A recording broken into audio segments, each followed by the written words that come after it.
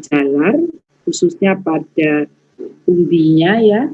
Tapi kenapa di atas permukaan tanah itu kelihatan daun itu menguning dan kerdil, bahkan pertumbuhan di pertanaman di sebelah kanan itu spot-spotnya hilang atau terjadi kosong ya. Ini ternyata karena nematoda. Tapi kalau kalian melihat begini, pada padi juga harus hati-hati ya, apalagi padi yang tidak ditanamin tapi rumputnya itu ada lahan padi tidak ditanami tetapi tanahnya banyak yang naik. Nah, itu petani kesel, capek ya, karena setiap tanam dimakan tikus, setiap tanam dirusak oleh tikus, ya, tikus nggak makan. Jadi itu sudah sebagai sarang tikus. Jadi itu harus preemptif dulu, dikendalikan secara preemptif.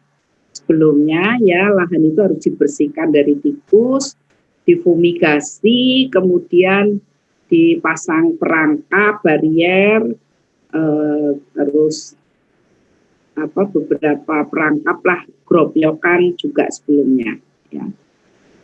Itu, dan ini terjadi seperti ini karena nematoda ya, kosong-kosong. Nah, kalau kita amati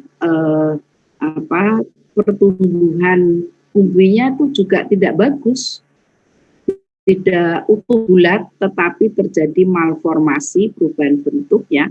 Ini yang tengah ini terjadi perubahan bentuk ya. Ini sudah bentuknya sudah tidak sempurna dan terjadi banyak pertumbuhan akar. Nah, dari kiri ini pertumbuhan akarnya lebih banyak daripada yang normal ya. Ini juga terlalu banyak, apalagi ini yang kanan.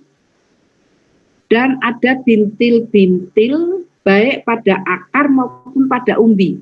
Jadi ini pada umbi kalian lihat ya. Ini mungkin saya pindah. Nah, ini terjadi bintil-bintil juga pada akar. Biasanya kalau melodogin penyebabnya itu adalah nematoda melodogin, itu ada bintil-bintilnya atau kuru ya yang terjadi di sini. Oke, terus udah yang di kuru hanya itu. Oh ya, ini patogen ya. Patogennya melodogin, ya benar, melodogin javanica. Ini bentuk betinanya ya, bulat. Ini yang diwarnain sebelah kiri.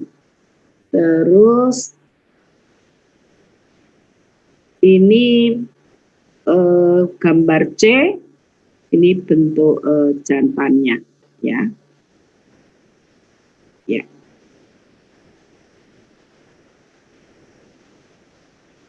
Ya, itu tadi tambahan yang untuk praktikum minggu kemarin. Kemudian praktikum hari ini itu akan banyak yang kita lihat. Itu kok ada slide. Ini aja yang disampaikan oleh Bu Pipit. Ini sih saya udah nyiapin, maaf. Yang PPT.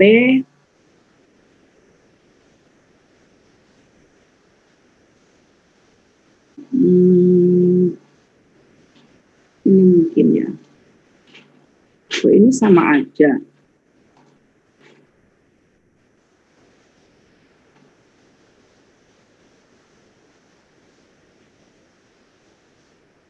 Ini yang PPT ya. Oke.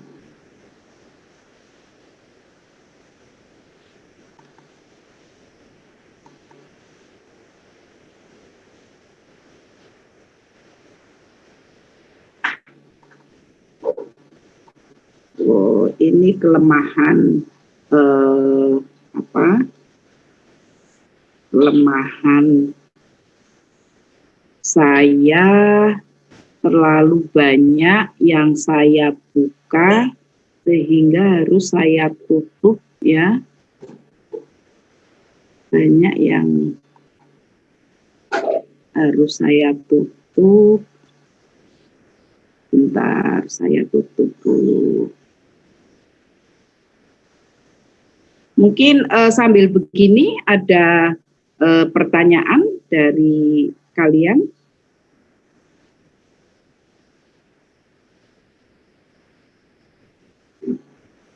Atau Ibu izin bertanya, Ibu. Silahkan. Jadi teman saya kan bertanya kepada saya untuk gejala pada daun ubi jalar ya, Bu. Kemarin ada gejala pada daunnya itu ada seperti bengkak gitu, Bu, bengkak-bengkak. Itu termasuk penyakit atau hama ya, Ibu? Terima kasih, Bu. Yuk, sama-sama. Jadi kalau kalian melihat seperti itu, ya, bengkaknya di bagian mana? Dilihat dulu. Terus ada serangganya enggak? Itu untuk mendiagnosis ya, kita sebagai dokter tanaman. Kalau kita sudah tahu bengkaknya itu karena kudis ya, kita sudah hafal, ya sudah bahwa itu kudis. Tapi kalau kita ragu, jadi nggak bisa ya, kalian kalau ditanya tidak ada melihat gejalanya sendiri, itu susah untuk didiagnosis ya. Tapi sebaiknya minimal itu berupa foto gejala ya. Kalau berupa foto gejala jadi akan lebih gampang gitu. Terus kalau itu ada serangganya, ada ulatnya, sebaiknya ditanyakan dulu, ulat itu sering ada di situ atau enggak, kapan dia ada, gitu kan? Biasanya kan ada yang adanya itu malam hari, jadi siang nggak kelihatan, ya. Dia mungkin ada di dalam tanah, gitu. Atau dia ada di dalam batang, gitu. Keluarnya kapan? Ada nggak sisa-sisa kotoran ulat, gitu. Nah, kalau penyakit ya harus lebih teliti lagi.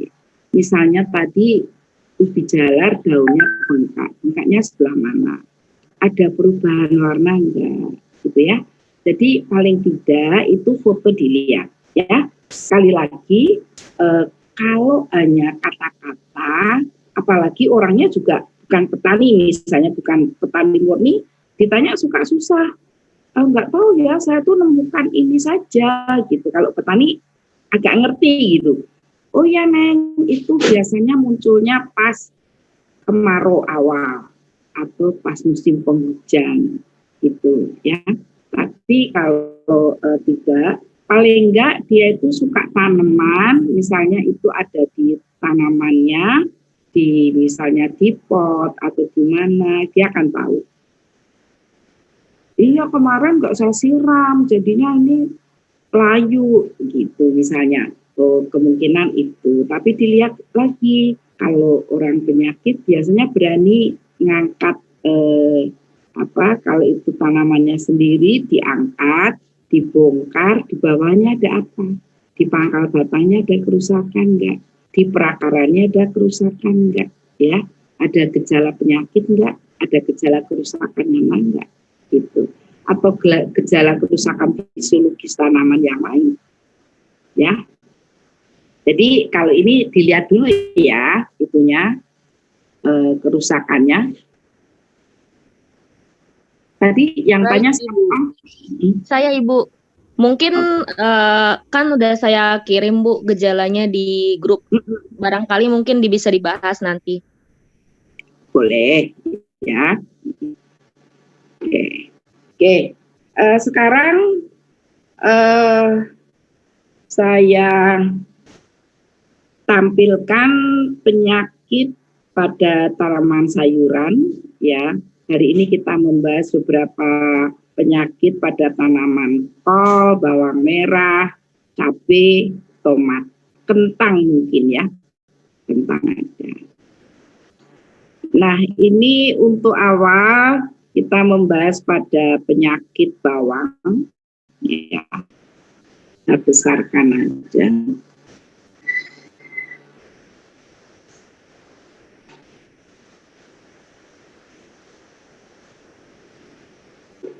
Loh, kok begini lagi ya? Jadi ini dikatakan penyakit bercak ungu. Karena apa? Mesti hubungannya dengan warna ya. Gejala itu bisa berubah bentuk dilihat mata, bisa berubah warna ya.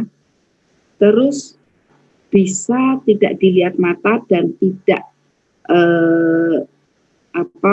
perubahan warna, tapi dia juga bisa dibau. Ya, ada beberapa gejala yang kita nggak usah melihat, itu baunya, oh dah, itu kena Erwinia gitu. Itu biasanya pada kol ya, wortel, itu kalau bau busuk sekali itu karena bakteri. Nah, kalau ini kenapa dikatakan bercak ungu? Karena gejalanya menyerupai warna ungu. Ini sebelah kanan ya. Ini sebenarnya kalau dilihat kasat mata ini agak keunguan. Ini bercaknya bisa membesar. Jadi dari satu kecil ini ya, ini akan melebar membesar seperti ini dan lebih besar lagi. Ini satu bercak. Ini tidak kumpulan dari bercak-bercak, enggak. Ini hanya satu bercak ya. Kalau kita lihat dari kejauhan itu ada daunnya itu sudah jatuh kering ini ya. Tidak layu tapi kering ini. Nah, kalau kita dekatin ini ada bercak ya. Di sini kalian lihat. Ini di tengahnya ini sebetulnya masa atau tanda dari patogen, dari cendawan. Yang kita sebut patogennya itu adalah Alternaria pori ya. Nah, ini kalau kita lihat seperti ini bercaknya, ini masih sendiri-sendiri ya. Ini membesar juga masih sendiri, belum bertemu ya. Nah, biasanya kalau kalian ingin mencari gejala penyakit bercak ungu ini pada bawang daun, ya itu akan jelas sekali. Dan ini di puncak banyak sekali kalau kalian ingin melihat. Ya. Kemudian patogennya itu ini Alternaria. Khas dari Alternaria itu seperti gada tapi meruncing ya, ujungnya ini meruncing. Ini sebetulnya kalau dilihat secara keseluruhan ini berantai ya, satu konidia, di atasnya ada konidia lagi, di atasnya ada konidia. Kalau konidia itu kita perhatikan, ini ada sekat. Sekatnya itu melintang, tapi ada sekat membujur. Jadi khas dari Alternaria itu mempunyai sekat melintang dan sekat membujur. Ya, tapi tidak semua satu sel ini ada dua sekat enggak? Ya, ada sekat membujurnya enggak? Ada yang melintang saja. Oke. Selanjutnya penyakit moler atau kalau di daerah Brebes disebut penyakit inul. Karena apa? Goyangannya ya. Goyangan gejala daunnya. Kenapa disebut moler? Karena ini moler nih, memanjang dan meliuk gitu. Nih, ini kalau ada yang gejalanya hampir daun yang bergejala itu meliuk-liuk gitu ya di sini. Padahal ada yang lebih khas juga selain moler, inul. Ini daun ini kalau ini kan yang diserang itu adalah pangkalnya di sini atau di sini. Nah, ini fusarium ini kadang kalau menyerang di sini di pangkal dekat tanah itu sini busuk, berarti kalau diangkat, dicabut itu mudah sekali. Tetapi hanya sampai di sini pangkalnya saja, umbinya tidak terangkat. Mungkin kalau kita korek, umbinya ini sudah busuk, ya. Jadi bau juga, fusarium ini juga di bawang merah ini bau, ya. Jadi kadang kita terpancang dengan mau saja, tapi lupa bahwa sebetulnya di bagian bawah ini ada pembusukan. Ya. Akhirnya kalau karena di bawah udah busuk, ya tanaman menjadi mengering seperti yang kalian lihat ini, ya, dan layu.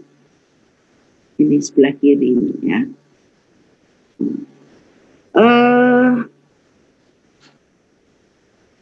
Kalau kita isolasi, ini gampang. Fusarium, penyebabnya adalah Fusarium oxysporum, forma spesialis Shepae, jadi hanya menyerang pada bawang. Ini, ya. Kalau diisolasi mudah. Ini bentuk koloni dari Fusarium, ya. Ini warnanya nanti di koloni ini juga keunguan, ya. Terus kalau sudah keluar konidia, kita lihat di bawah mikroskop, ada ini miselianya, ya, ada mikrokonidia dan ada makrokonidia. Saya ambilkan yang lebih jelas lagi ini. Ini pertumbuhan koloninya. Ini kalau kita lihat dengan mikroskop stereo yang langsung, ya. Kemudian mikrokonidianya itu tidak bersekat. Ini makrokonidianya berbentuk bulan sabit. Sekatnya berapa ya, lupa saya. Di sini dijelaskan nggak ada sekat dari makrokonidia, nggak ada. Ya. Jadi ini bisa ditumbuhkan di media buatan.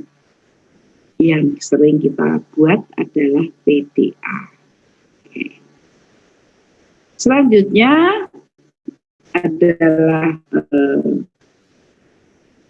penyakit yang disebabkan oleh nematoda.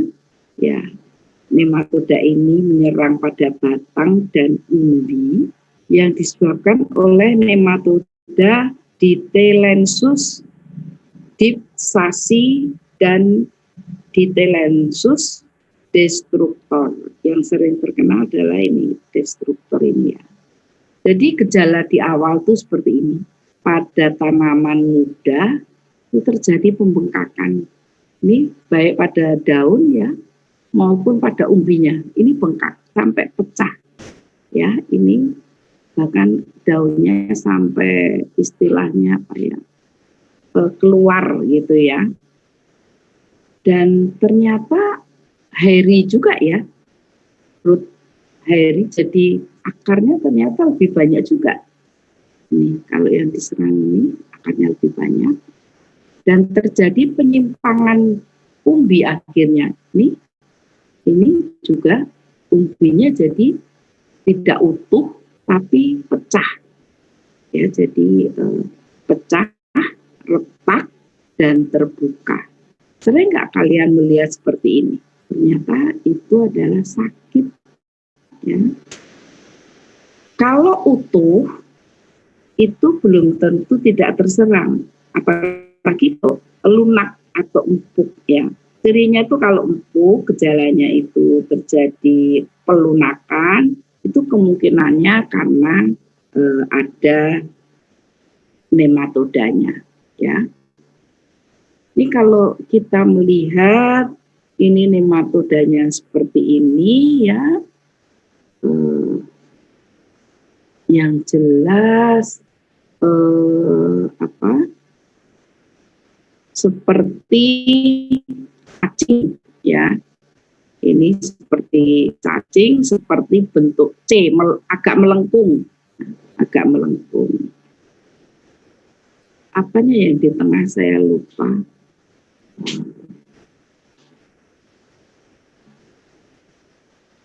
Veriform itu bentuk nematodanya, ya.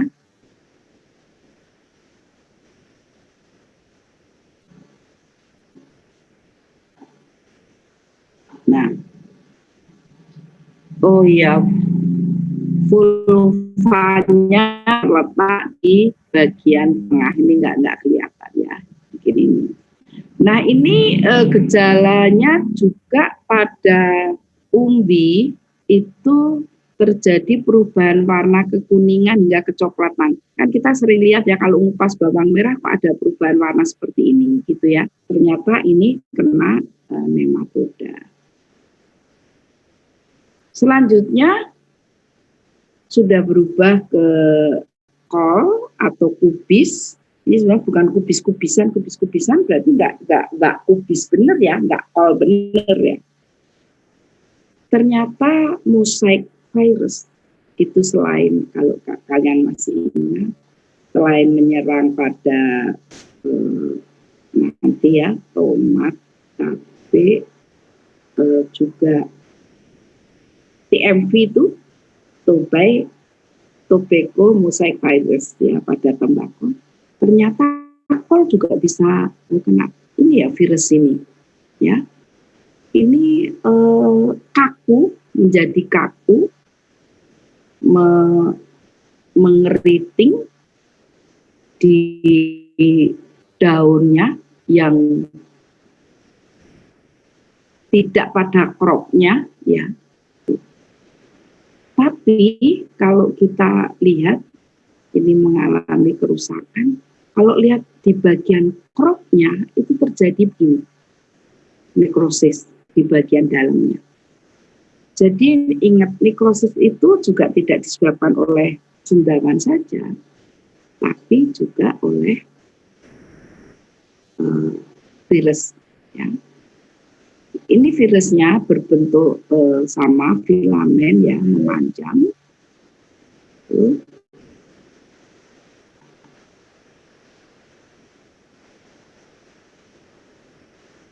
Ini bukan nematoda ya, ini bentuk virusnya. Saya nggak tahu ini petal flower break, apa ini menyebabkan broken bunga juga virus. Ya, kalian tahu bahwa tulip itu juga warnanya itu karena oleh virus juga ya. Sampai terakhir itu ditemukan tulip hitam. Ternyata memang ada virus jenis lain yang merubah warna bunga tulip menjadi warna hitam. Tapi kalau kita lihat yang sungguhnya nggak hitam benar. Jadi hitamnya itu karena keunguan yang pekat gitu. Ungu yang sangat pekat. Jadi kesannya memang hitam karena saya lihat sendiri. Selanjutnya adalah penyakit kaki hitam. Nah, ini yang sering kita lupakan kalau di lapangan. Kalau di lapangan, kita di lahan atau di kebun kol, ya, yang kita cari akar gada, atau yang kita temukan akar gada. Nah, kalau ada begini, jadi di batangnya ya, bisa di atas permukaan tanah, di dalam tanah ya. Saya menemukan di atas permukaan tanah itu dulu diabaikan, nggak apa-apa, itu nggak berbahaya. Cari yang akar gada.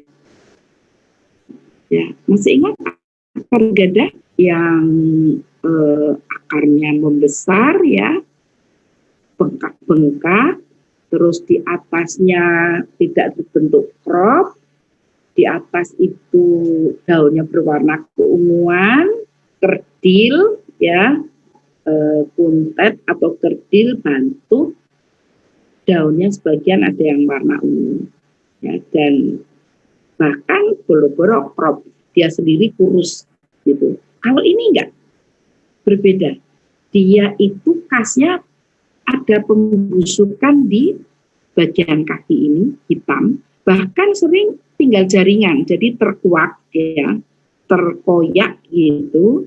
Terus sebagian itu sudah hitam, busuk sampai mengering. Yang saya lihat tuh sampai mengering. Bentar ya, bikinin kopi kan? Tapi jangan kental-kental. Nah ini kalau dilihat, ditelusurin, kalau gejalanya masih baru, itu ada bercak ini klorosis ya, kekuningan gitu.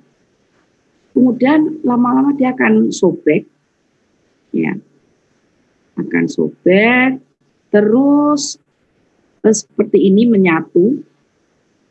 Pada batang kelihatannya hitam seperti ini, ternyata sudah terbentuk kanker. Warnanya coklat sampai ada yang hitam. Dan ternyata kalau dicermati itu di bagian daun ini terjadi seperti bercak yang bikinnya kekuningan, nekrosis yang lebar ya. Dan ini daunnya itu tetap menggantung, tetapi sudah kekuningan dan layu ya. Terus kalau didekati di bagian bercak ini ada warna hitam bagian tengah, itu adalah massa cendawan yang disebabkan adalah dari cendawan pomalingam. Pomalingam kita biasanya gitu ya menyebutnya. Ini ternyata bentuk aseksual, masih Deuteromisepes. Setelah terjadi bentuk seksual, dia disebut Leptospirea maculans. Oke. Ini Leptospirea maculans itu Basidiomycota atau Ascomycota. Kita lihat di bawah, ternyata dia adalah dari masuk di dalam Ascomycetes ya. Di pemalingan ini bentuk seksualnya Leptospirea maculans, ini termasuk Ascomycetes ya. Ini punya pycnidium, punya ostiol yang untuk keluar dari spora-sporanya. Oke. Kemudian pada tanaman cabai, penyakit cabai. Tuh. Yang kalian kenal apa kemarin?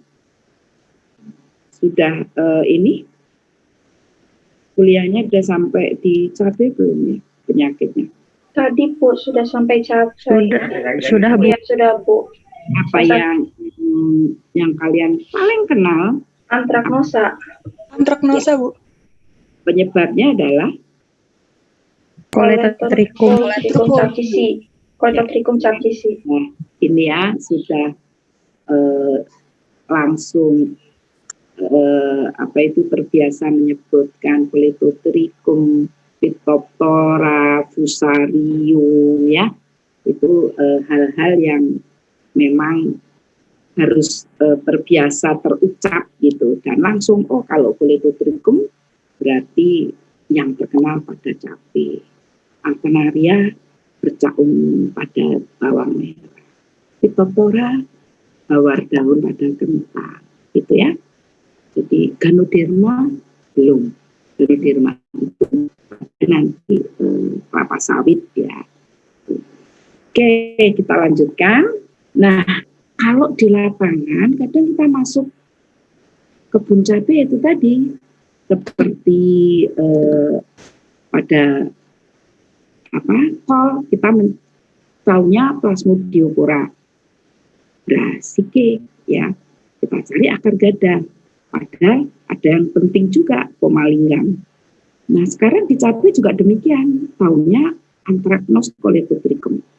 Tapi ternyata kalau menemukan, karena kalau di lapangan kita banyak yang kita ketahui ya, dan bingung ini kenapa gitu. Ya. Nanti yang biasa sering kita temukan sudah seperti ini, batangnya kering ya, terus daun-daunnya itu sudah layu, bahkan sudah sebagian tidak ada daunnya. Nah ini seperti ini ya, sudah layu, ini kan baru tumbuh hanya satu tanaman. Kalau banyak tanaman kita hanya menemukan ini, terus kita cari lagi, kita telusur lagi, coba seperti apa daunnya. Oh daunnya layu mengering gitu. Terus pada daun terjadi bercak tapi tidak beraturan, berarti itu hawar. Kalau tidak menemukan buah seperti ini mengering ya, seperti ini membusuk dulu baru mengering ya, itu di daun kita cari. Kalau tidak ada ya ini saja kita ambil ya, kita ambil di lab, kita bikin slide preparat, kita lihat di bawah mikroskop. Kalau kalian menemukan bentuk seperti ini, berarti ini adalah Phytophthora capsicum ya.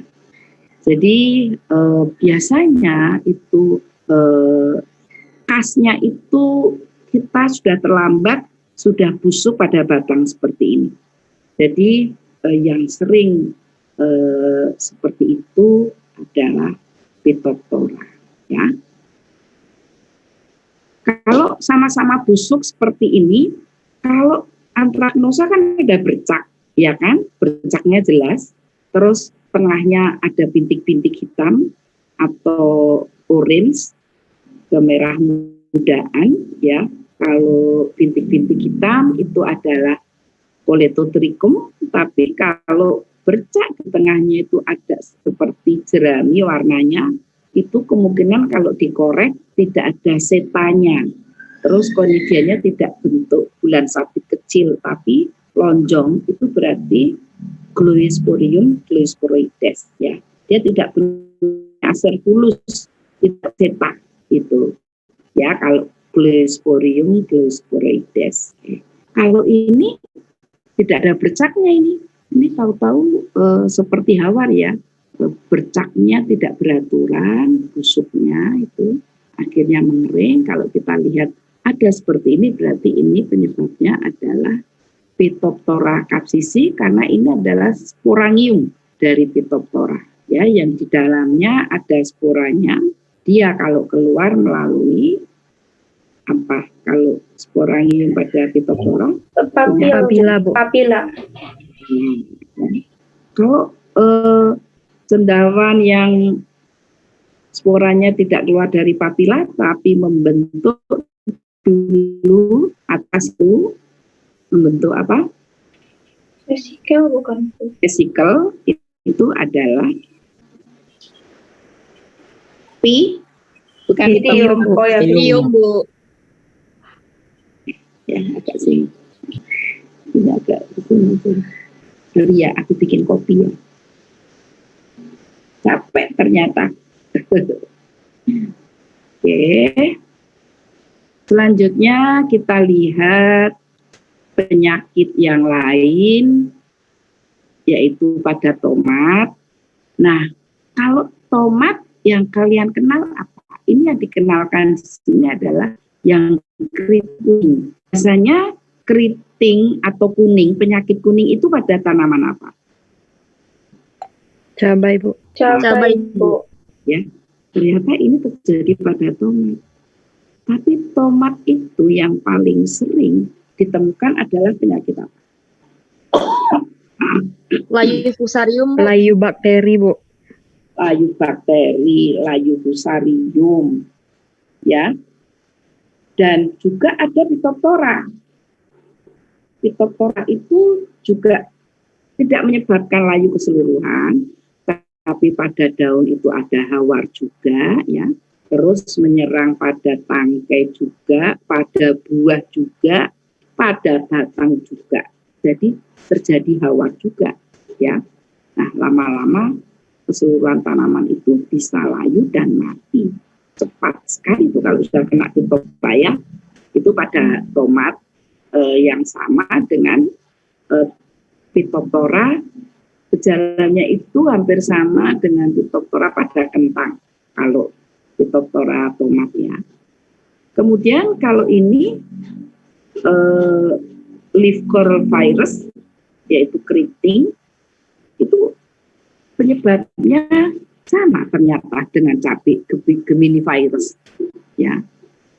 Ini jelas beda sama layu fusarium dan layu bakteri. Memang khas dari penyakit tomat itu kalau tiba-tiba layu, nah, kamu harus waspada dulu, layunya layu di pucuk atau bukan. Kalau bingung ya dipotong kan, potong melintang, ditaruh di gelas aqua, ya. Kalau keluar usnya berarti itu adalah penyebabnya Plasmodium bakteri, Bu. bakteri, ya.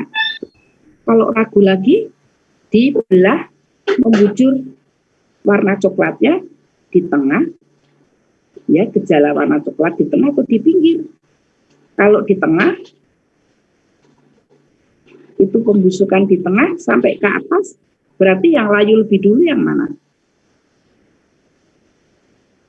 Di pucuk, ya, di pucuk itu kalau yang tengah itu warnanya merah atau coklat, itu adalah gejala khas layu apa? Yang diserang silin. Kalau yang diserang pinggir, yang diserang berarti bluein, itu penyebabnya cendawan itu, ya, biasanya fusarium.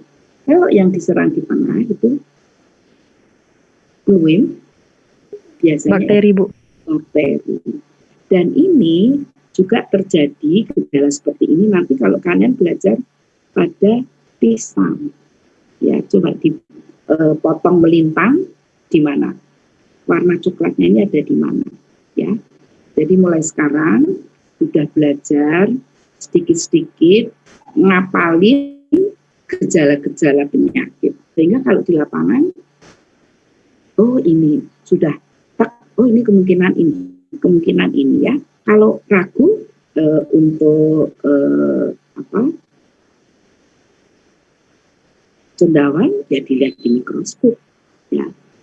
Oke, kalian belajar jadi dokter tanaman, ya. Jadi tepi daun itu melengkung ke atas, nanti saya sudah besarkan ini. Tulang daunnya itu menebal dan daunnya menguning. Di sini nanti tulang menebal, tapi daunnya menguning dan keriting. Gejala itu berlanjut, berubah hampir seluruh daun menjadi warna kuning cerah atau hijau muda karena klorosis.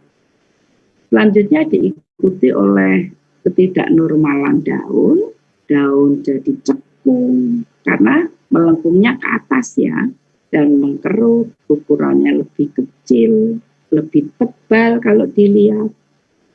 Akhirnya tanaman menjadi kerdil. Ini khas dari Gemini virus adalah bentuknya berpasangan, ya, seperti kembar ini kalau dilihat lebih besar. Kita lihat nih, saya besarkan, ini daunnya melengkung dan sudah kaku, ya. Ini hampir semua daunnya sudah berubah bentuk, ini masih agak sehat. Nah, ini yang dilihat ini, ya, ini tulang daun. Tulang daun itu lebih hijau, tapi daunnya sendiri itu sudah menguning, sudah terjadi klorosis. Ya. Ini sudah agak menguning kan, ya. Oke, nanti kalau kurang jelas dilihat sendiri, dibesarkan sendiri. Nah, selanjutnya adalah penyakit bercak daun juga, Alternaria pada tomat. Banyak Alternaria pada tomat. Bedanya dengan Phytophthora tadi yang saya sampaikan, kalau Phytophthora itu hawar, ya itu bisa terjadi pada tomat. Dia itu hawar, jadi bercaknya nggak beraturan. Tapi kalau Alternaria itu bercaknya khas sekali. Jadi ada lingkaran konsentris di tengah. Ya, itu ada lingkaran seperti cincin konsentris. Terus kadang ada bintik-bintik, itu adalah massa bakteri. Ini juga menyerang pada buah, ya, menyerang pada buah. Pokoknya gejalanya, lesionya, bercaknya itu khasnya adalah tengah itu konsentris, di pinggirnya terjadi warna halo, itu ya bisa membesar. Ini kodiannya ada sekat melintang, tapi ini ada sekat membujur hanya 1, 2. Ya, jadi tidak semuanya itu ada sekat membujur. Sekatnya bahkan banyak ini, 9 sampai 11 sekat.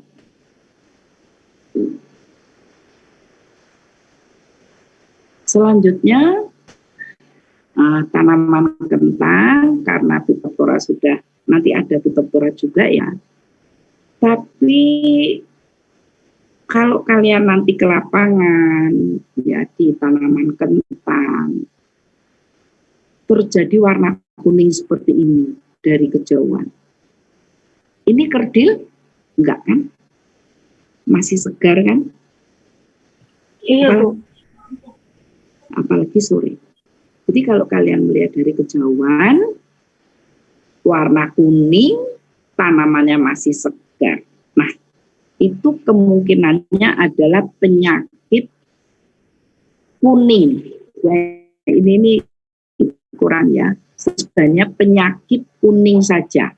Pada kentang, ini patogennya adalah nematoda yang sangat terkenal, Globodera prostosiensis, atau sering kita sebut nematoda emas atau sista emas atau sista kuning, ya. Penyakit sista kuning, penyakit sista emas, penyakit golden seeds, sista gitu ya.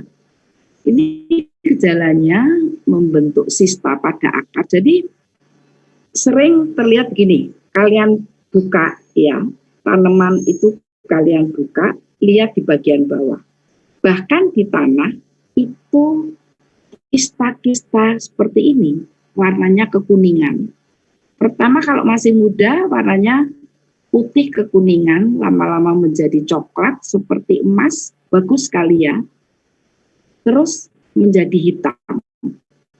Kista ini bertahan lama, ini yang menyebabkan, ini adalah kista dari nematoda, ya, bisa di perakaran dan bisa tumbuh di tanah. Ini yang mengganggu tanaman, yang menyebabkan klorosis pada daun menjadi kuning, akhirnya daun ini kekurangan unsur hara, terus kelihatan lebih tua itu senesen. Tanaman kan mengalami senesen. Senesen itu adalah masa ketuaan, ya.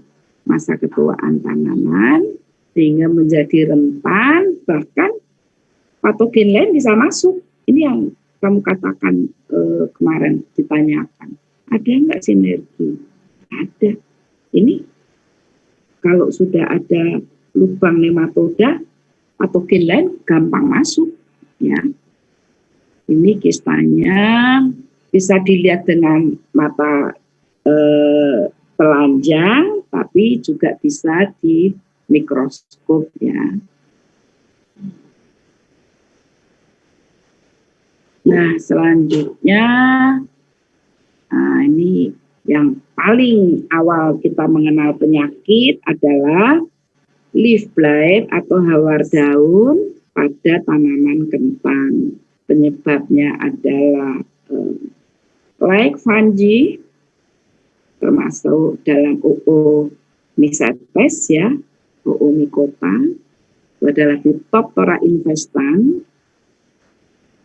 Kalian kalau ingin melihat gejala awal seperti ini di pinggir, kemudian membesar, kalau lingkungan, suhu, kelembapan memungkinkan, ini akan terjadi tanda warna putih. Ini adalah masa dari Phytophthora.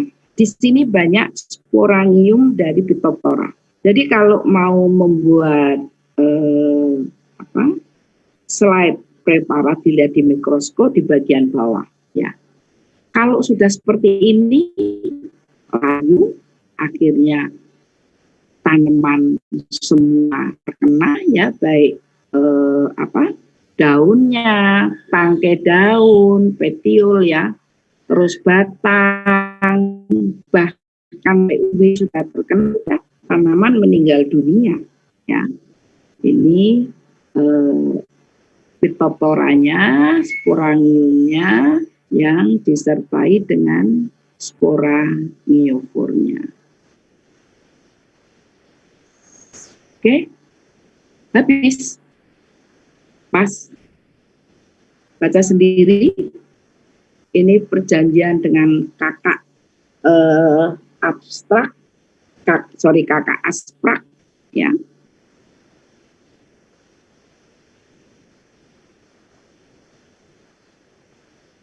Oke, silahkan siapa mau bertanya. Syukur ada Bu Asih. Bu Asih sudah gabung di sini? Belum?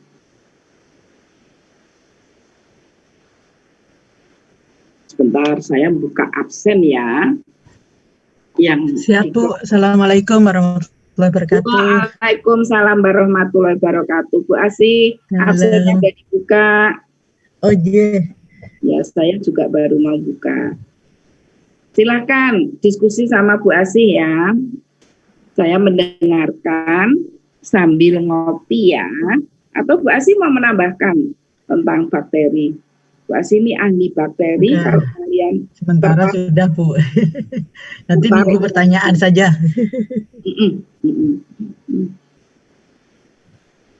Tertarik meneliti bakteri nanti sama Bu Asih. Ibu izin bertanya Bu. Ya, silakan.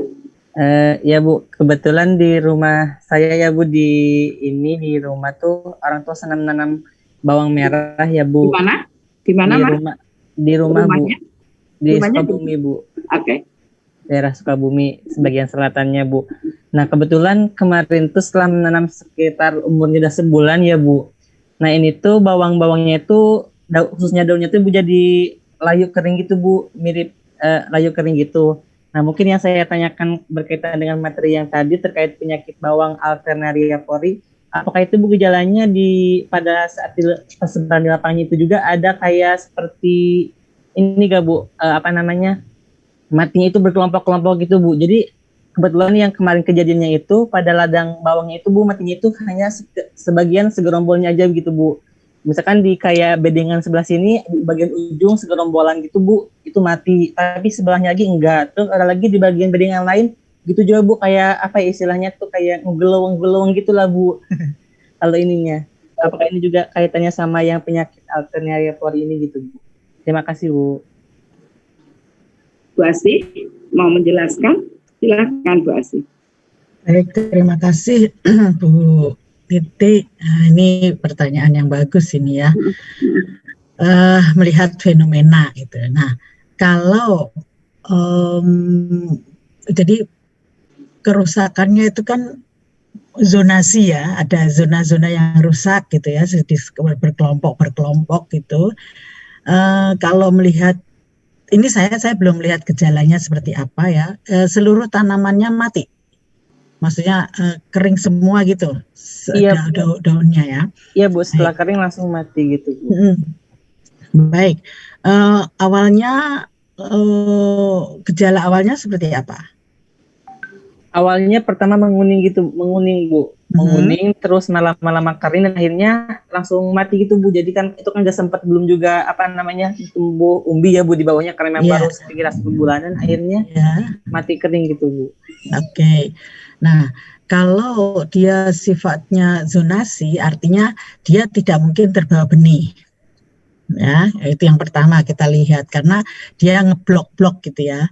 Nah, biasanya yang spot pattern atau bentuk kerusakan ya, bentuk kerusakan itu namanya patternnya, bentuk kerusakannya itu di situ kan ngeblok itu berarti dia kemungkinan besar adalah patogen yang tular tanah. Gitu ini cara melacaknya ya. Kalau tular udara biasanya dia tidak blok-blok seperti itu, tapi dia mungkin merata karena tertiup angin kan bisa kemana-mana. Jadi artinya dia penyebabnya itu ada di dalam tanah, ya, dari tanah. Kalau dari benih tidak mungkin karena kalau dalam benih mungkin ngacak. Ya. Berarti kita lihat patogen-patogen yang tular tanah. Nah, kemudian patogen yang menyebabkan kematian, ya itu biasanya fusarium. Ya, kemungkinan dia tadinya moler. Tapi kalau moler itu bisa terbawa benih. Artinya kalau moler itu kemungkinan dia baru infeksi awal dari inokulumnya inokulum primer. Ya mungkin hanya beberapa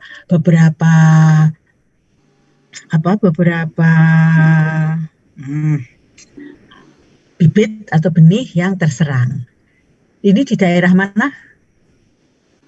Daerahnya Sukabumi Bu. Tapi Sukabumi. Memang ya Bu tidak komoditas besar sih Bu. Cuma kan petani itu kadang suka menanam untuk pemenuhan kebutuhan sendiri aja gitu Bu. Tidak terlalu banyak komoditas untuk di lahannya, tidak sampai menghektar gitu. Oke. Bawang daun ya? Bawang merah Ibu. Bawang merah. Ya, di daerah mana itu Sukabumi nanam bawang merah? Di daerah selatannya Bu, daerah Ujung Genteng yang Geopark Celetuh Pelabuhan Ratu. Oh, ujung Genteng ya, Pelabuhan Ratu ke sana lagi di ujungnya selatan ya, Ujung Genteng. Nah, itu berarti kemungkinan dia karena mungkin tidak baru ya itu ya tanaman di Ujung Genteng kan baru ya. Belum lama itu mungkin daerah Garut ke Ujung Genteng, daerah situ tuh masih tidak selama Brebes ya. Ini memang daerah-daerah yang baru dicoba oleh petani memang.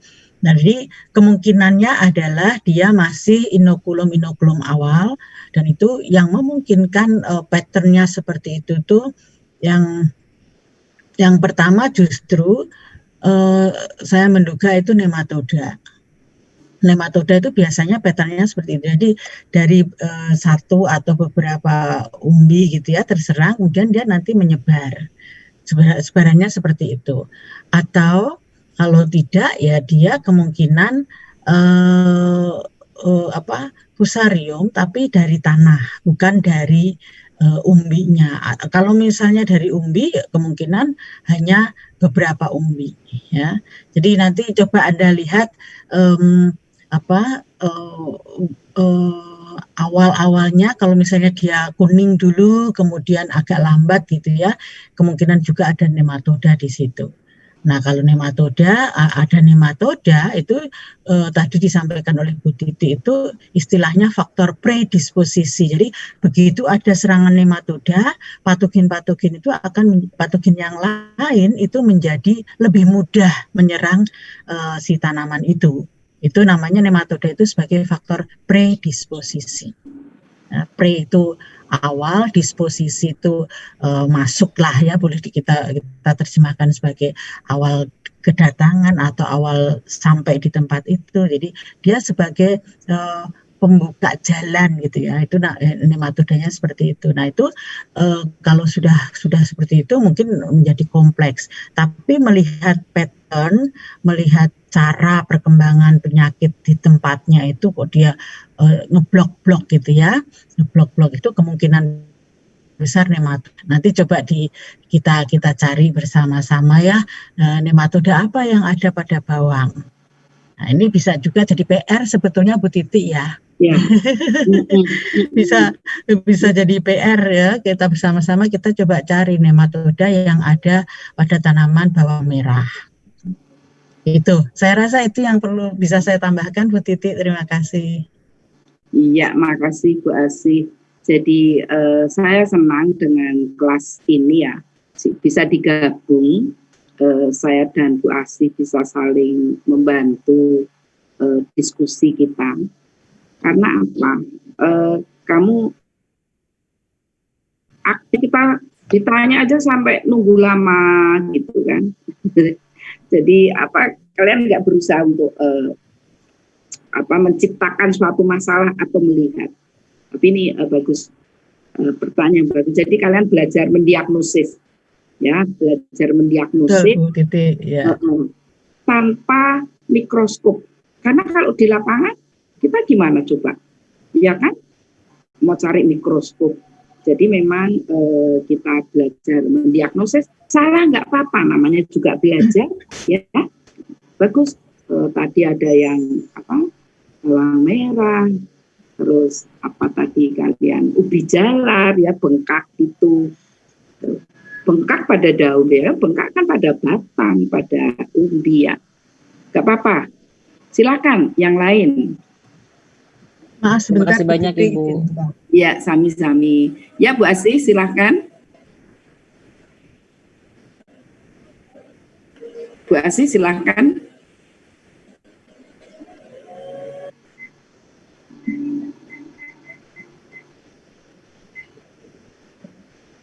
Bahasa ada yang mau disampaikan? Mungkin jaringan ya. Ini jaringan di sekitar kampus memang sedang bermasalah. Ya, Bu Asih mau ada yang disampaikan?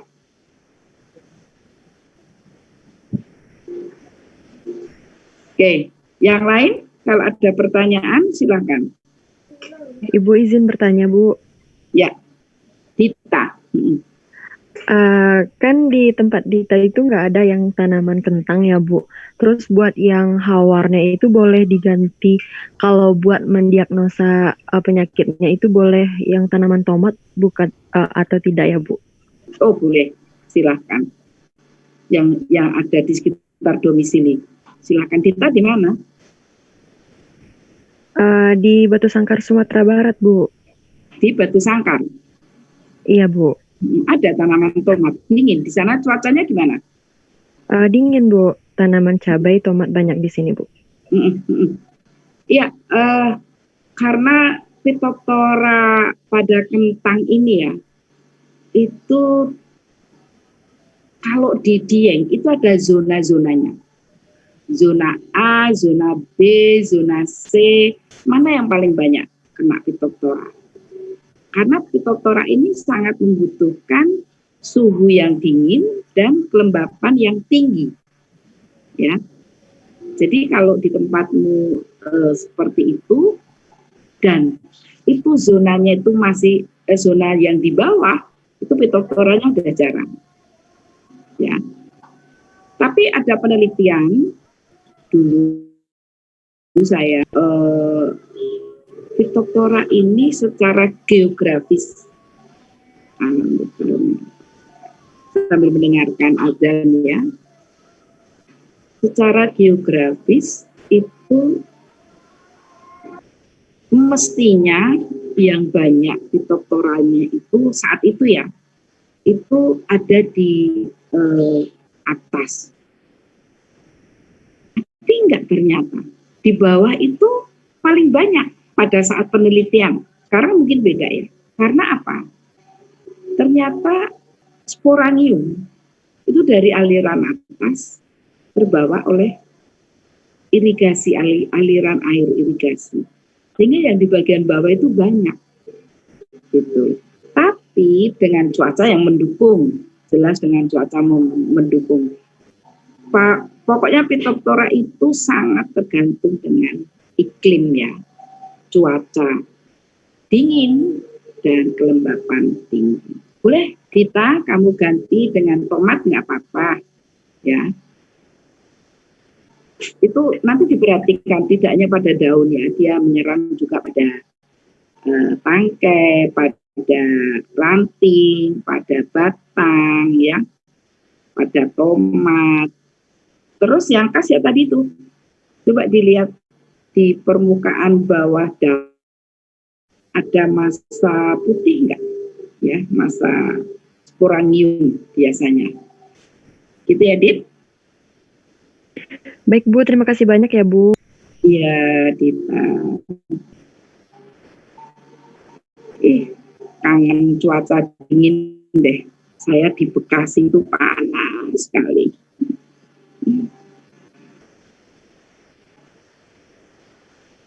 Yang lain silahkan.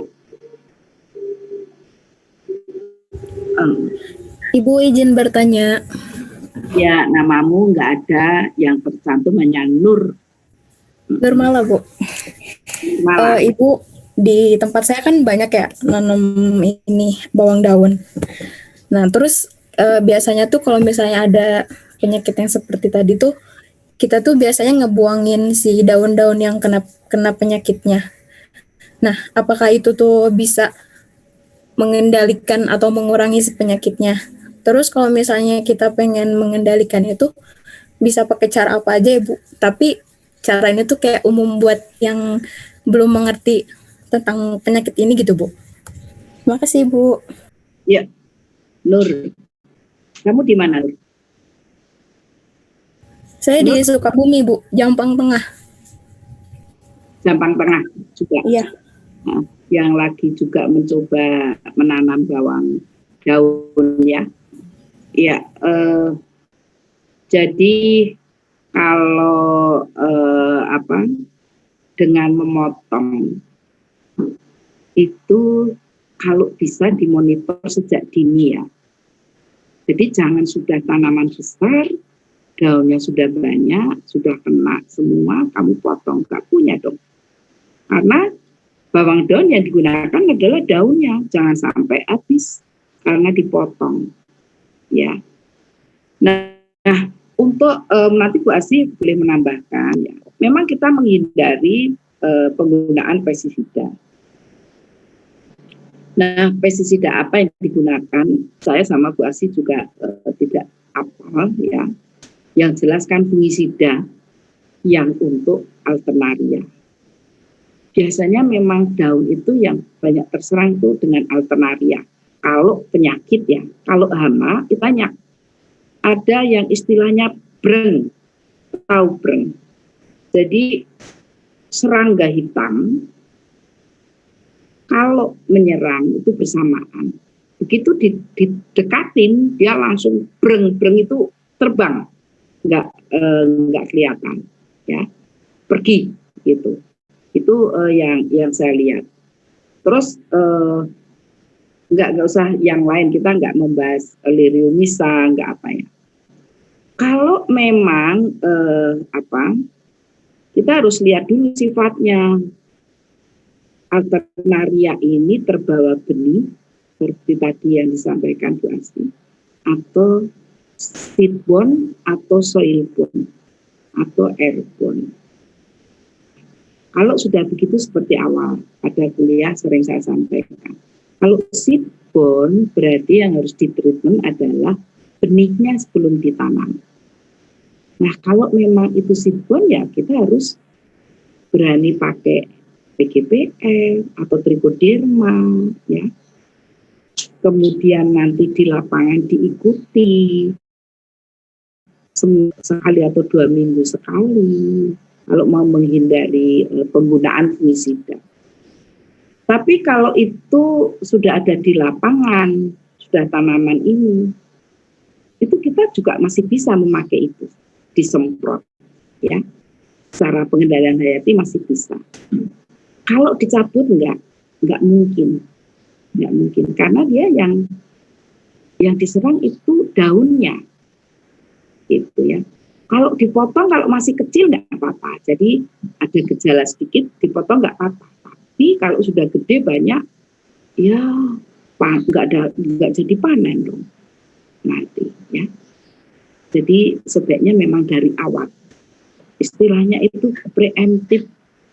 Kita harus kenal preemptif, responsif, gitu ya. Gitu. Atau kalau alternaria rotasi tanaman bisa nggak Bu Asih? Rotasi tanaman yang tidak sefamili. Baik, terima kasih ya Bu Titi, terima kasih. Jadi untuk alternaria pori sebetulnya dia kan inangnya relatifly terbatas, bawang daun atau bawang merah ya.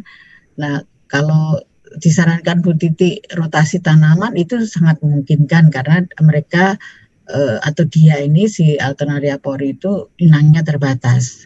Hanya masalahnya adalah kemauan petani atau keinginan petani untuk menjual. Biasanya kalau memang harganya bagus gitu ya, itu tantangannya ya biasanya pada saat cuacanya lembab gitu ya, banyak serangan penyakit terjangkit penyakit, serangan patogen sehingga banyak yang panennya relatif rendah gitu sehingga harganya bagus. Nah, biasanya petani tertantang menanam seperti itu gitu ya. Kalau misalnya masih bisa memungkinkan untuk rotasi tanaman atau diganti tanaman lain itu sangat memungkinkan untuk alternaria pori. Nah, kalau misalnya tanamannya itu sudah terlanjur ditanam, kemudian ada serangan. Nah, kalau Anda diminta untuk atau ditanya, makanya Anda harus istilahnya Anda harus hafal dengan gejala-gejala awalnya, ya. Bintik-bintiknya seperti apa sehingga tahu gejala awalnya begitu. Nah, kalau sudah ketahuan gejala awalnya, itu kan berarti sudah memang sudah terserang dia. Nah, untuk melindungi yang lain, itu kemungkinan paling kemungkinan yang paling baik itu ya menggunakan fungisida. Nah, tinggal fungisidanya adalah fungisida yang memang relatif ramah, misalnya fungisida dari kelompok tembaga atau fungisida dari kelompok yang warnanya kuning itu belerang gitu ya. Tetapi penggunaannya juga harus hati-hati karena begitu ada yang bergejala, artinya tanaman lain mungkin sudah ada spora yang menempel di situ. Nah, sehingga kita harus segera mencegah spora itu berkecambah atau spora itu kita cegah spora supaya tidak menjalar menimbulkan kerusakan sehingga daun-daun yang baru juga nanti akan terserang seperti itu. Jadi kita mencegah penambahan inokulumnya itu. Oleh karena itu kalau tanaman sudah terinfeksi ya kita mungkin caranya menggunakan seperti itu. Kalau belum ya itu tadi banyak caranya. Jadi memang menggunakan benih yang bersih gitu ya, benih yang sehat, kemudian aplikasi bahan-bahan agens biokontrol misalnya itu harus dari awal semula gitu. Tapi begitu sudah terserang artinya cara pengendalian yang sebelumnya dilakukan itu artinya kan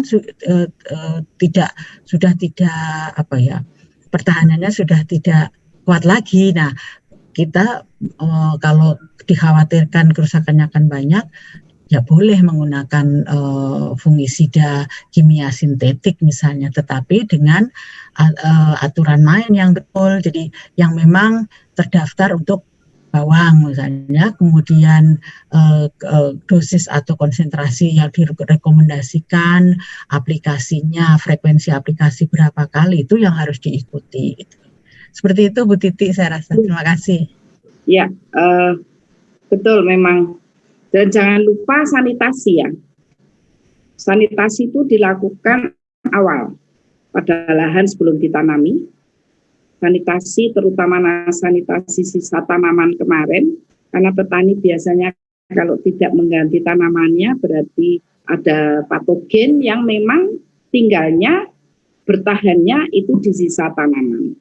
Dan di gulma, ya sanitasi gulma itu pekerjaan perawatan untuk menghindari patogen paling paling masuk akal dan paling gampang dilakukan oleh petani, ya, itu sanitasi, rotasi, eradikasi itu menghilangkan semua sumber inokulum, yaitu termasuk mencabut, tapi kita enggak, kalau itu tidak disarankan untuk mencabut ya, alternaria. Baik, yang lain? Izin bertanya, Bu. Ya, siapa? Adi Nugraha. Adi. Ya. Ya. Tadi kan moler atau yang disebabkan fusarium tadi jelas. Apa? Menganggap saya kan dari ular benih gitu. Dan ada di tanah. Suaranya kurang jelas, ha? Coba diulang. Baik, Bu. Tadi di penjelasan kan fusarium itu ada di tanah dan ada yang di benih gitu, Bu, untuk bawang merah di moler, Bu. Kemudian apakah ada yang bisa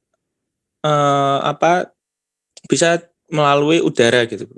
Karena di sini di tempat saya, daerah saya, petani-petani itu katanya kalau mengendalikan moler dan kan itu dengan penyiraman setiap pagi gitu, Bu. Setiap pagi sebelum matahari terbit itu disiram gitu. Kalau ditanya untuk apa? Untuk satu, kalau ada embun upas. Kedua, untuk mengatasi moler, itu salah satunya dengan itu juga, Bu. Apakah ini juga pengendalian yang benar gitu? Ya, terima kasih, Bu. Adik, kamu di mana, Dik? Nganjuk, Bu. Hah? Nganjuk? Nganjuk, ya.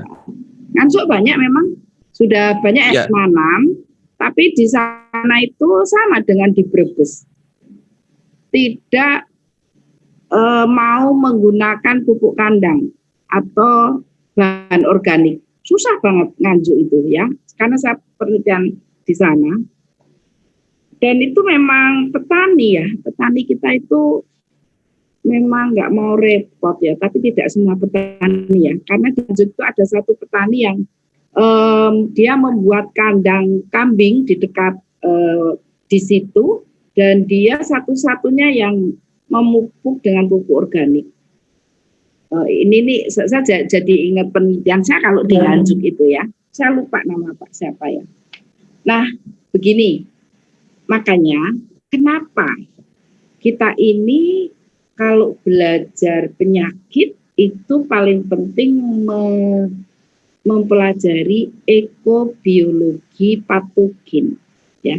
Sifat-sifat patogen harus diketahui dulu. Tadi itu paling gampang. Oh, dia terbawa benih, gitu kan? Dia sudah ada di tanah, seedborne, soil borne. Dia terbawa benih seedborne. Apakah ini airborne, gitu kan? Nah, itu penting karena nanti akan berhubungan dengan tindakan pengendalian kita. Kalau di situ tuh kita sudah tahu nalarnya kita itu harus jalan, analisis kita itu di situ. Nah, terus kita harus tahu juga penyebaran lewat apa dia. Apakah penyebarannya lewat air, percikan air, apakah lewat udara gitu ya, atau bisa terbawa juga melalui transportasi, atau bisa juga melalui alat pertanian, atau melalui manusia. Untuk fusarium khusus pada bawang merah, itu dia memang dari seedborne juga, dan dia juga ada di dalam tanah. Ya. Dan kalian tahu, fusarium itu paling senang dengan kondisi lembab. Tanda petik, diingat lembab, bukan basah, beda ya. Makanya di Brebes kalian lihat, kan gundukan ya. Terus di sini ada tempat yang cekung untuk air. Terus gundukan lagi. Nah, di gundukan atas ini ditanam bawang merah. Kira-kira basah atau lembab tanah yang ada di atas ini? Lembab. Lembab. Di situ fusarium suka banget. Ya. Dia kalau dilep itu malah nggak muncul. Busuknya bukan karena fusarium nanti ya. Busuknya karena terendam. Tapi kalau fusarium itu senang yang lembab seperti ini. Nah, kok dia, petani mengatakan tadi kamu, katanya untuk menghindari jamur upas sama moler. Kalau molernya ada di daun, sudah di daun, itu tidak bisa dengan hanya disiram, karena dia masuk dari bawah, ya, dia dari tanah, juga dari umbi. Dia tidak cukup hanya disiram, nggak bisa. Ya, fusarium itu kalau sudah mengenai pangkal batang, di atasnya itu sudah tidak aman. Ya, sudah kemungkinan bisa menjadi busuk semua. Kalau awal, masih awal tadi, dia moler. Nah, moler itu meliukan, itu disiram juga tidak sembuh istilahnya ya, nggak sembuh. Sebetulnya fusarium itu yang paling berbahaya justru dari manusia yang menginjak kakinya dari satu lahan yang ada fusarium jalan ke lahan lain. Jadi tanahnya terbawa oleh kaki. Jadi fusariumnya itu terbawa. Ya. Nah, kalau misalnya tangannya atau alat pertaniannya juga bekerja ke tanaman, dari tanaman sakit ke tanaman sehat, itu juga terbawa fusarium itu. Ya. Nah, saya nggak tahu itu penyiraman itu untuk jamur upas apa fusarium. Kalau jamur upas itu yang dimaksud apa ya jamur upasnya itu? Tahu nggak Adi? Apa itu? Itu Bu, kalau embun upas itu katanya setelah pagi itu kan terus berembun gitu, bisa di situ juga menjadi es gitu embunnya di daun bawang. Pada akhirnya kan akan seperti terbakar gitu efeknya ke daun. Jadi biasanya embun yang sangat dingin atau es yang sangat dingin terbentuk kemudian merusak tanaman, itu memang namanya embun upas ya. Upas itu racun. Kalau di Jawa itu upas itu racun. Jadi embun yang beracun memang itu akan menyebabkan daun seperti terbakar. Gimana sih kalau orang juga kena es, diselimutin es kan akan kalau daun itu akan mati ya, karena sudah tidak bisa apa-apa, jaringannya mati ya. Itu terjadi biasanya pada dataran tinggi, Dieng. Gitu. Saya nggak tahu Nganjuk apa ada dataran tinggi atau memang ada aliran cuaca yang sangat dingin, sehingga memang itu satu malam itu bisa merusak semua. Bisa merusak tanaman, karena saya pernah melihat sendiri pada tanaman bawang itu hancur seperti dibakar. Jadi sudah layu kecoklatan, nggak bisa ditolong lagi. Nah mungkin dengan cara menyiram itu esnya akan mencair. Jadi sebelum mematikan akan mencair. Tapi kalau dengan fusarium disiram saya pikir kurang tepat ya. Itu. Kalau Phytophthora bisa juga Phytophthora. Biasanya habis hujan itu ini bisa juga mungkin ya untuk fusarium, habis hujan itu disiram. Terutama di bagian daun-daun bagian bawah. Karena apa? Phytophthora ada di tanah, mungkin sama ini. Fusarium ada di tanah. Dengan disiram itu menghilangkan percikan air yang membawa tanah ke daun. Nah, itu memang dilakukan oleh petani Dieng yang pada kentang, memang disiram. Setelah hujan dia malah menyiram. Lucu kan? Nah, banyak. Ternyata menghilangkan itu. Nah, kemungkinan kalau petani mungkin menghilangkan tanaman yang masih sehat takut terkena oleh fusarium. Mungkin itu. Coba Bu Asih kalau mau menambahkan dari penjelasan ini. Ini tadi tanamannya apa? Bawang merah. Bawang merah ya? Siapa tadi yang nanya? Adi. Iya, Adi. Adi siapa? Adi Nugraha. Adi Nugraha ya. Ini yang dimaksud apa tadi cendawan embun upas? Iya. Itu yang menyerang di pucuk bukan? Iya Bu, di pucuk. Di pucuknya ya. Nah kalau di pucuk itu sebetulnya embun bulu itu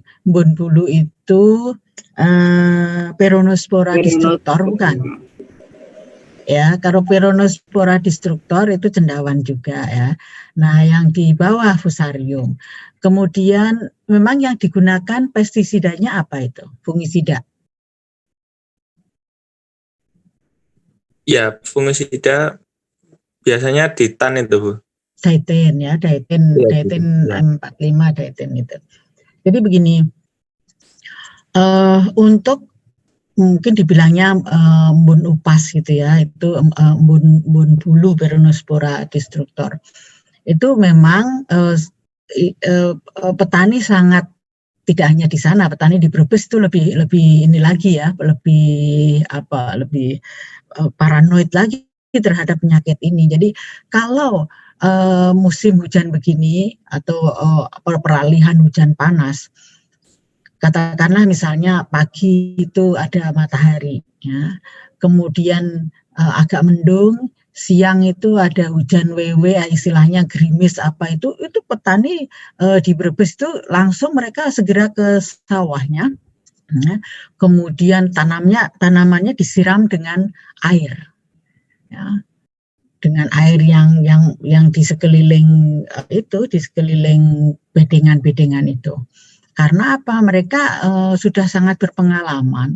Kalau ada panas, kemudian turun hujan, maka kelembabannya pasti akan tinggi, ya kan? Terjadi penguapan. Nah, itu embun bulu itu akan segera tumbuh mereka. Ya, yang tadinya mungkin daunnya masih bagus ya, tetapi di situ sudah sporanya sudah menempel, maka mereka akan segera berkecambah dan itu sangat cepat kejadiannya. Nah, kalau mereka biasanya kadang hanya menyiram dengan air yang ada di sekeliling bedengan itu, karena di sana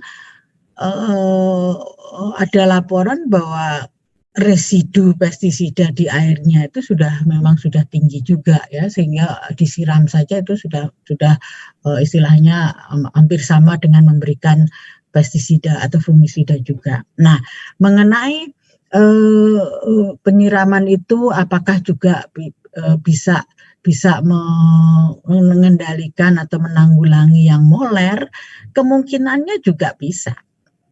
Ini tadi Bu Titi sudah menjelaskan banyak, jadi saya hanya to the point ke situ saja, bahwa kalau fungisida itu untuk kan Daiten itu dia spektrumnya luas ya, spektrumnya luas. Sudah dapat pestisida bukan?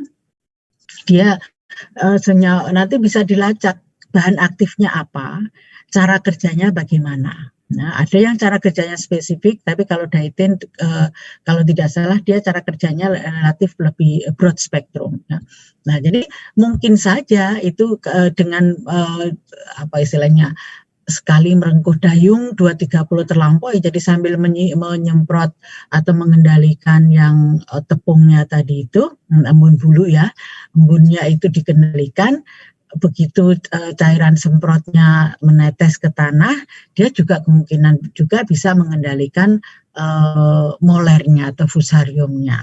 Tetapi sekali lagi saya harus melihat itu bahan aktifnya nanti ya. Kita harus melihat bahan aktifnya apakah memang memungkinkan dia mengendalikan embun tepung atau mengendalikan dan mengendalikan fusarium. Tapi kalau petani biasanya mereka itu kan tidak tahu menahu masalah itu, tapi mereka berdasarkan pengalaman kalau itu digunakan untuk itu bisa juga untuk ini. Nah, hanya kita nanti coba saja Anda cari, Anda cek lagi, memungkinkan tidak dari segi itu ya teoritis, dari segi sains. Kalau saya berpikir itu memungkinkan sekali gitu ya. Kalau misalnya sambil mengendalikan yang di daun, itu mengendalikan juga yang di dalam tanah, karena yaitu tadi kemungkinan cairan semprotnya itu menetes ke tanah akan lebih besar kemungkinannya. Lain halnya kalau misalnya yang dikendalikan itu yang di tanah, ya, kemudian apakah memungkinkan untuk mengendalikan yang di daun, kita harus melihat apakah dia sistemik atau tidak. Nah, kalau dia sistemik, oke, mungkin masih memungkinkan itu ya. Tapi kalau ini dari atas untuk ke bawah juga, karena dia juga akan, apalagi kalau musim hujan begini ya, habis disemprot kena hujan ya, yang justru terkena malah mungkin yang ada di dalam tanah. Ya. Jadi seperti itu. Tinggal nanti kita lihat bahan aktifnya, mekanisme kerjanya, apakah dia memungkinkan memang mengendalikan, bagaimana cara mengendalikan antara yang tepungnya, embun upas itu tadi dengan yang fusarium yang ada di tanah. Tapi kemungkinan besarnya itu memang bisa. Itu Bu Titi, terima kasih. Ya, Bu Asih, betul. Jadi memang ternyata tidak mudah ya. Sebentar ya Bu Asih, tolong terusin sebentar aja, saya ada perlu sebentar aja. Ini sol sepatu bentar, ya. Iya Bu Titi, silakan. Waduh, tukang sol sepatu. Oke. Ya seperti itu Adi ya. Baik Bu, terima kasih. Nanti kita cek lagi juga. Baik, silakan kalau masih ada yang ingin dibahas.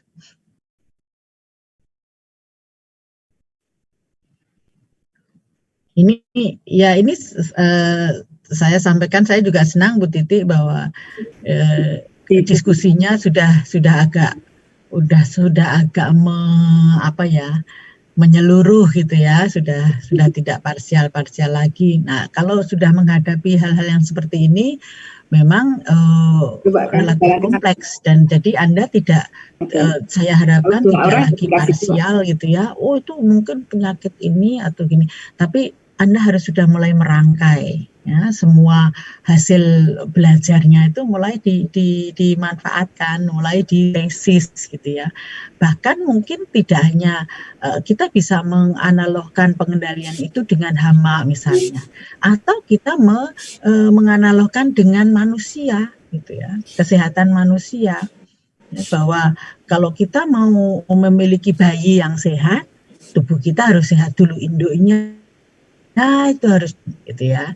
Nanti begitu bayi itu sehat, bayi yang lahir mungkin montok sampai 3 bulan mungkin montok, tapi begitu setelah itu ada terserang sesuatu, nah itu seperti itulah kita menanam tanaman juga begitu gitu.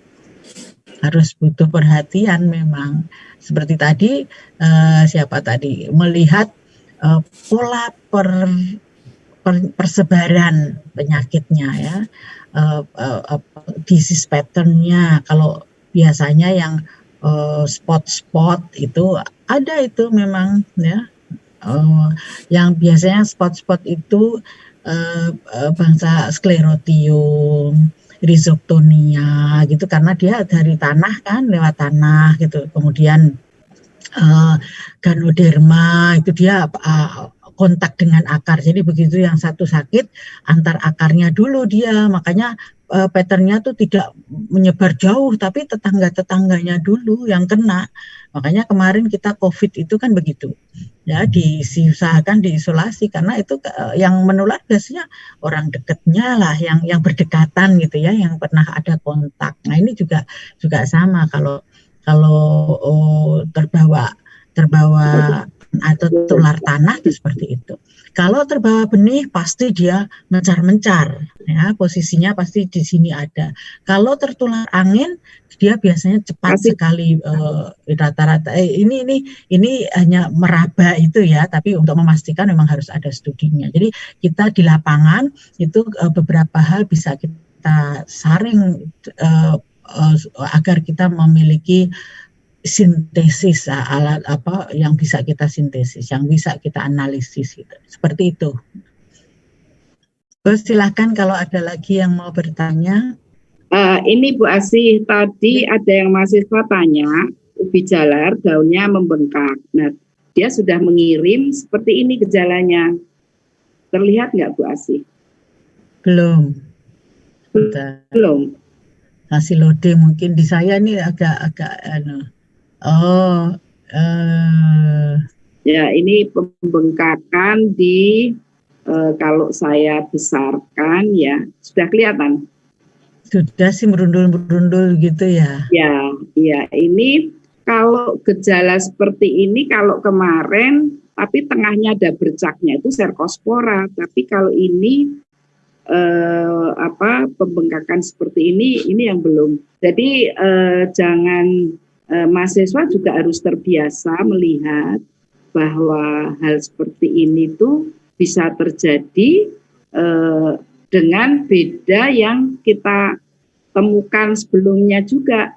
Jadi ini kan seperti Cercospora ya. Ini seperti Cercospora. Tapi ternyata bukan gitu. Timbul di diraba memang timbul atau bagaimana? Oh, kelihatannya mirip-mirip kalau dari warnanya, kemudian belang-belangnya itu mirip virus ya. Iya. Apa sudah dilihat nggak di dalamnya ada sesuatunya yang pinjol-pinjol itu? Mungkin Zoosesidia ya, itu bisa juga. Tapi kita kan belum belajar gejala non patogenik, mungkin untuk mahasiswa ya. Jadi kita juga belum tahu apakah ini juga ada dengan hubungannya dengan unsur hara juga nggak tahu. Karena kalau dilihat yang muda seperti ini juga sudah bergejala ini. Ini bukan sehat kan ya Bu Asih ya, yang ini. Ya. Ini juga sakit. Oke, mungkin tadi disampaikan Bu Asih memang sudah banyak yang kita ketahui ya, tetapi kita pelajari, tetapi tidak semuanya harus terjawab di sini dan memang berbagai kemungkinan itu bisa terjadi ya. Saya maaf tadi kenapa sol sepatu itu karena ditunggu udah lama mau ngasih sesuatu. Saya tuh lagi mikir jadi melenceng dikit. Musim pandemi kita untuk makan aja susah, apalagi untuk ngesol sepatu.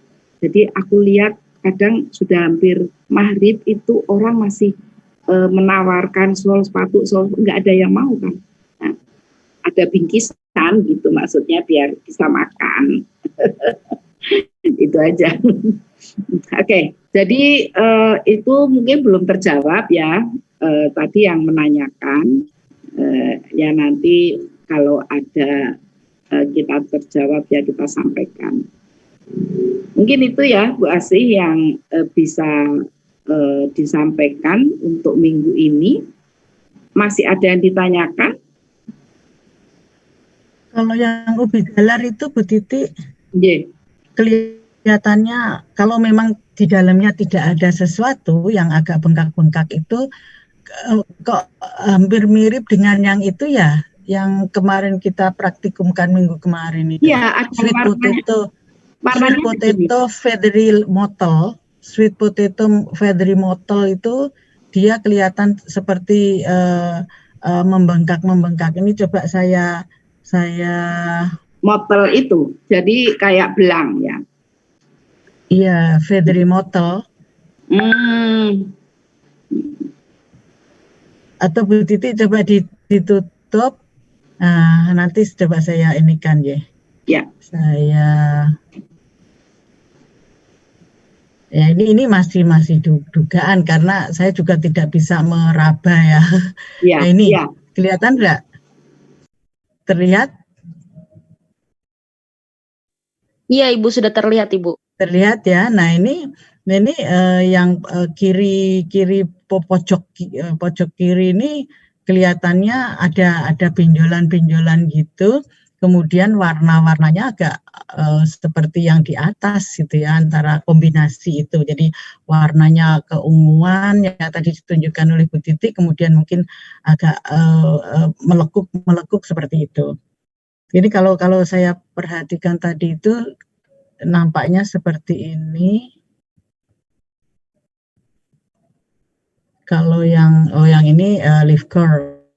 Kalau yang ini nih ya feathery mottle, dan ini memang banyak juga ditemukan di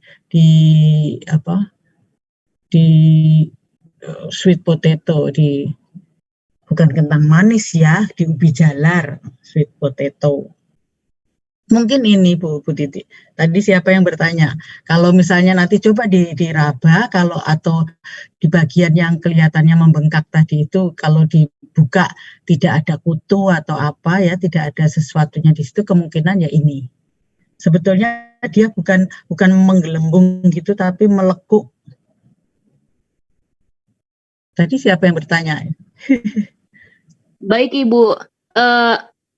Saya soalnya masih bingung Bu, bagaimana cara membedakan itu dengan yang saya temukan juga ada bercak daun Philosticta Bu. Itu masih bingung-bingung dan masih meraba Ibu. Ya, memang itu harus kita kalau masih bingung itu, kita kalau dugaan Philosticta kan kita bisa lembabkan gitu ya, kemudian nanti dengan mikroskop. Nah, kalau di lapangan itulah kesulitannya, kalau di lapangan kadang gejala itu mirip-mirip. Nah, kalau Philosticta sebetulnya dia ada bagian yang nekrotik. Philosticta itu nekrotik. Jadi kalau ada bagian yang nekrotik kemungkinan Philosticta. Tapi kalau ini mottle dia kan tidak ada nekrosa sebetulnya. Jadi paling warnanya yang berubah atau bentuknya membengkak gitu. Coba saja nanti dilihat apakah ada nekrosanya. Biasanya bagian Philosticta itu bagian tengahnya nanti lama-kelamaan kan akan kering bagian tengah bercaknya. Itu yang mungkin bisa kita jadikan sebagai acuannya gitu. Baik Ibu, terima kasih Ibu. Oke. Ini nge-stop share ya. Oke.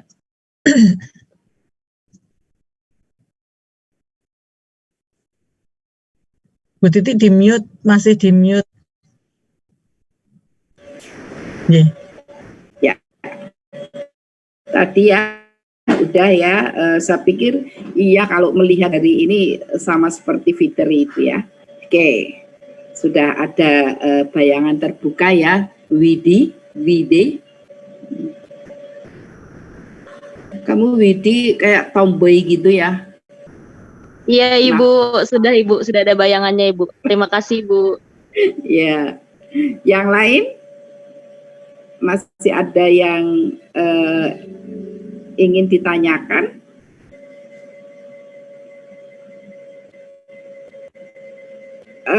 saya tuh sama Bu Asih merencanakan kita ini ketemu seluruh kelas di dalam kuliah. Nah, itu untuk kuliah terakhir apa Bu Asih, non patogenik ya, mengenal gejala-gejala yang kekurangan unsur hara, mungkin karena kena herbisida gitu. Tapi jadwalnya Bu Asih kapan? Kalau saya besok jam 2 Bu Asih kuliahnya, jadwalnya Bu Asih masih di mute. Saya tadi ya? Jam 10.30 Bu. Oh sorry, saya besok 9.30 besok Bu Asih. Saya ikut, insya Allah sih bisa. Kalau misalnya hari Selasa, kan saya Selasa pagi, oke. Selasa siang kan kita klinik ya Bu Titi ya. Iya.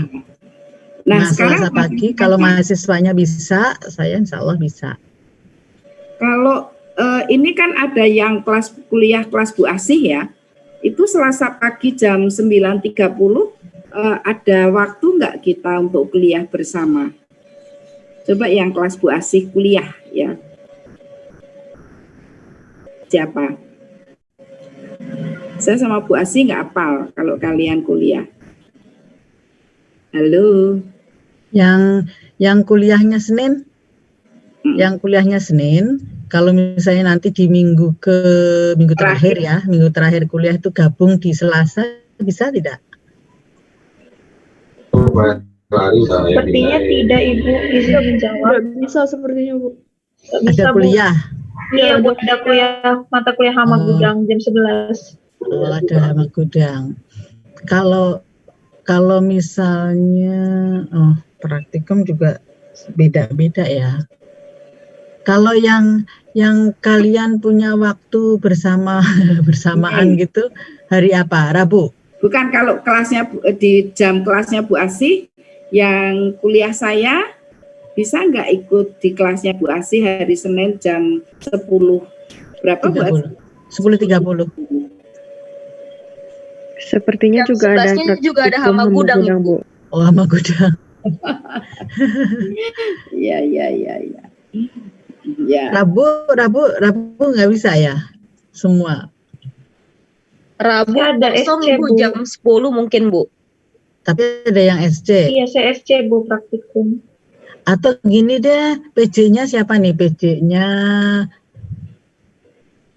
Denas PJ, halo PJ. Bismi. PJ-nya siapa? Bismi ya?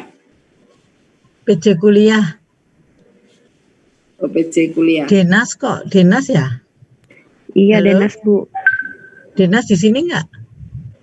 Di sini dia Bu. Oke, minta tolong Denas ya nanti rundingan dengan teman-teman ya, semua yang kelas kuliah Bu Titi maupun kelas kuliah saya, kira-kira kalian bisa ada waktu bersama kapan untuk kuliah terakhir itu, karena saya rencananya meminta atau memohon kepada dosen ilmu tanah ya untuk membahas penyakit-penyakit yang tidak menular. Itu penyakit non patogenik, jadi sekaligus online juga gitu. Minta tolong dicarikan waktunya. Bisa ini minta tolong kita, Mbak Dita. Baik Ibu. Nanti dengan Denas ya dicoba dikoordinir, terus lapor waktunya kapan, bisa lapor ke saya, bisa ke Bu Titi ya. Nanti baik, saya sampaikan ke dosen tanahnya kapan kita bisa bareng-bareng gitu. Oke? Kalau Pak Budi kira-kira bisa waktunya kapan Bu Asih? Kapan aja bisa atau tidak? Nah itu makanya Bu Titi nanti teman-teman di sini kapan, nanti saya sinkronkan, saya sampaikan kepada beliau gitu. Kalau misalnya hari Sabtu malah bisa semua nggak hari Sabtu? Saya Sabtu kosong juga. Bu Titi Sabtu kosong. Bisa, Bu. Sabtu bisa, mudah-mudahan nanti saya tinggal lapor ke Pak Kok hilang? Oke, jadi nanti saya sampaikan ke Pak Budi gitu, mahasiswa bisanya hari Sabtu, apakah beliau ada waktu untuk hari Sabtu itu gitu ya. Ya sementara itu di Sabtu semua bisa ya, tapi Mbak Dita tolong dijabri teman-teman semua bisa semua apa tidak gitu ya. Ya kepilihannya Sabtu, nanti saya lobby Pak Budinya. Gitu deh Bu Titi. Iya, siap. Karena dari Pak Budi masih ada satu yang kita harus tayangkan ya Bu Asia, yang dari Australia itu pengalaman bagus untuk kalian semua ya. Jangankan kalian dosen aja merasa bagus, dan saya senang Pak Budi bisa bergabung. Oke, kalau tidak ada, saya dan Bu Asih mungkin menyudahi praktikum ini. Jangan lupa tugas kalian ya dikumpulkan, itu sudah tercantum di situ. Asisten bisa mengirimkan hasilnya ke Asprak ya. Sudah tidak ada yang ditanyakan ya? Atau memang saya tutup? Bu Asih, sudah cukup? Cukup Bu Titi. Oke. Baik, kalau gitu terima kasih atas kebersamaan kita pada sore hari ini. Beraktivitas kembali, mengerjakan paper, makalah, atau tugas-tugas lain. Saya menunggu sama Bu Asih kapan kita bisa kuliah bersama ya, kuliah umum dari Pak Budi dan tayangan penyakit yang non patogenik. Wabillahi taufik walhidayah. Assalamualaikum warahmatullahi wabarakatuh. Waalaikumsalam warahmatullahi wabarakatuh. Terima kasih banyak ya Bu. Terima kasih Ibu, sehat selalu Bu. Ya, amin. Izin live ya Bu. Ya, silakan. Ya, monggo. Bu Asih live ya. Ya, monggo Bu Titi.